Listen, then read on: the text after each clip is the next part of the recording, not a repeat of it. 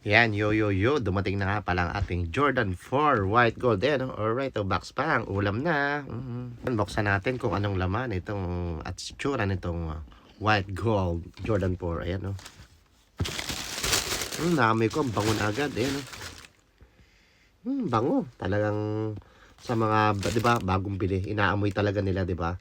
Shoutout dyan sa mga nakabili nitong white gold, Kaganda ng ano nito, ng materials, tumble leather, 'Di ba?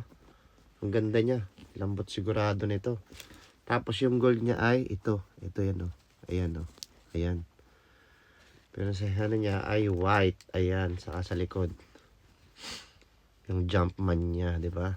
Sa ilalim ay parang cream, yan, medyo cream. 'Di ba?